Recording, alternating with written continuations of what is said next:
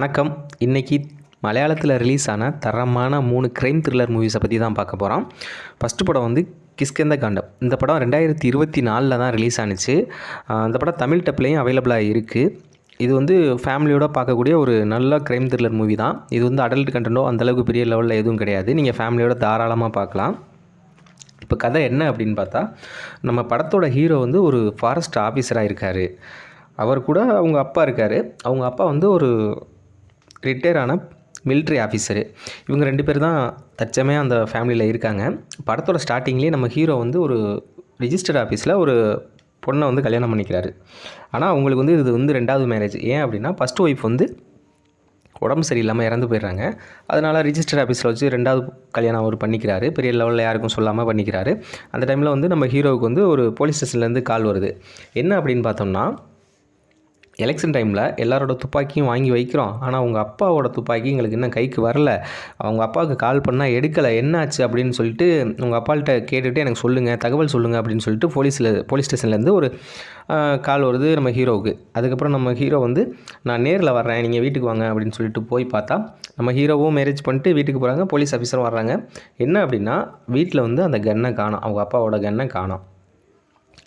அதுக்கப்புறம் அவங்க என்னாச்சு அப்படிங்கிற மாதிரி தான் படம் மூவ் ஆகும். படம் வந்து அதாவது என்ன சொல்கிறது, இது ட்விஸ்ட்டு மேலே ட்விஸ்ட்டுன்னு சொல்லுவாங்கல்ல, அந்த மாதிரி படம். கண்டிப்பாக ஒரு ஒர்த்தான படம் தான்.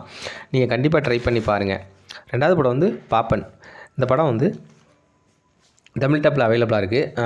படத்தோட கதை என்ன அப்படின்னு பார்த்தோம்னா, படத்தோட ஆரம்பத்திலேயே பிரபலமான சினிமா ஆக்டர் அவருடைய ஒருத்தர் இருக்கார். அவரோட கார் டிரைவரை வந்து கொலை பண்ணிடுறாங்க. இந்த கேஸை ஒரு போலீஸ்கார அம்மா எடுத்துகிட்டு விசாரிக்க போகிறாங்க.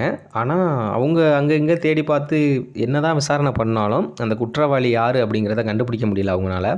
இதனால் என்ன பண்ணுறாங்க அப்படின்னா, டிபார்ட்மெண்ட்டில் ஏற்கனவே போலீஸ் அதிகாரியாக இருந்து இப்போ ஓய்வில் இருக்கிற ஒரு போலீஸ்காரோட உதவியை கேட்க போகிறாங்க. அவர் யார் அப்படின்னு பார்த்தா, நம்ம போலீஸ்கார அம்மா இருக்காங்கள்ல, அவங்களோட அப்பா தான். சரி அப்படின்னு சொல்லிட்டு அவரும் ஒத்துக்கிறாரு. அப்பாவும் பொண்ணும் சேர்ந்து அந்த கேஸை வந்து விசாரிக்க ஆரம்பிக்கிறாங்க. அதுக்கப்புறம் யார் அந்த கொலை, அவங்க விசாரிக்கும் போதே ஃபஸ்ட்டு நடந்த பேட்டர்ன்லேயே திரும்ப இன்னொரு கொலையும் நடக்குது. இப்போ 2 கொலை நடக்குது.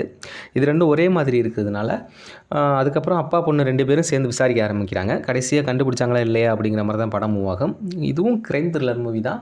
போலீஸ் இன்வெஸ்டிகேஷன் மூவி பார்க்குறவங்க, ஆசைப்படுறவங்க இந்த படத்தை கண்டிப்பாக ட்ரை பண்ணி பார்க்கலாம். படம் செம்ம ஒர்த்தாக இருக்குது.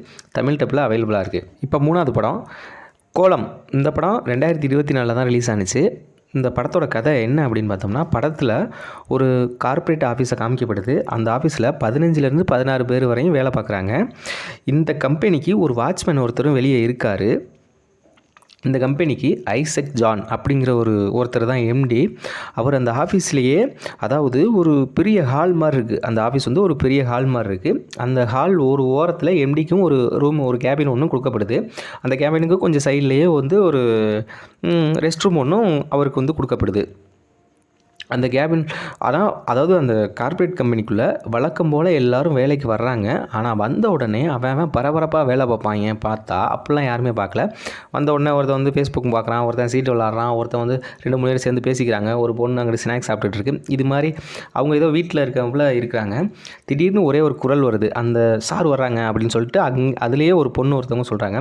உடனே இவங்களாம் பரபரப்பாக அவன் சீட்டில் போய் உட்காந்து, ஏதோ நான் வந்து வேறு எந்த இதுவுமே பேசலை, வேலையை மட்டும்தான் பார்க்குறேன், அந்தளவுக்கு சின்சியராக வேலை பார்க்குற மாதிரி காமிச்சிக்கிறாங்க. நம்ம எம்டியும் உள்ளே வர்றாரு. அதான் நம்ம எம்டி தான், ஐசக் ஜான். அவரும் உள்ளே வர்றாரு. அவர் வரும்போதே ஒரு எம்ப்ளாயியை காணோம். எங்கே அவருன்னு கேட்கும்போது, அவர் வந்து நேற்று லேட்டாக போனார் வேலைக்கு, அதனால லேட்டாக தான் வர்றாரு அப்படின்னு சொல்லும்போது, நம்ம எம்டி வந்து கொஞ்சம் சத்தம் போட்டு வந்து என்னை கேபினில் பார்க்க சொல்லுங்கள் அப்படின்னு சொல்லிட்டு அவர் போயிடுறாரு.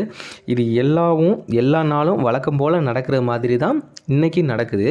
ஆனால் இவங்க எல்லாரும் எதிர்பார்க்காத மாதிரி அந்த ஆஃபீஸில் ஒரு கொலை நடக்குது. அந்த கொலையை யார் பண்ணினது, யார் கொலை செய்யப்பட்ட ஆள் அப்படிங்கிறத நீங்கள் படத்தை பார்த்து தெரிஞ்சுக்கிங்க. இந்த படமும் போலீஸ் இன்வெஸ்டிகேஷன் மூவி, இந்த கிரைம் த்ரில்லர் மூவிஸ் எல்லாம் பார்க்கணுன்னு ஆசைப்படுறவங்க இந்த படத்தையும் கண்டிப்பாக அந்த 3 படத்தையுமே ட்ரை பண்ணி பாருங்கள். 3 படமே செம்ம ஒர்த்தான படம், நல்லாயிருக்கு. கண்டிப்பாக ட்ரை பண்ணி பாருங்கள். தேங்க்யூ.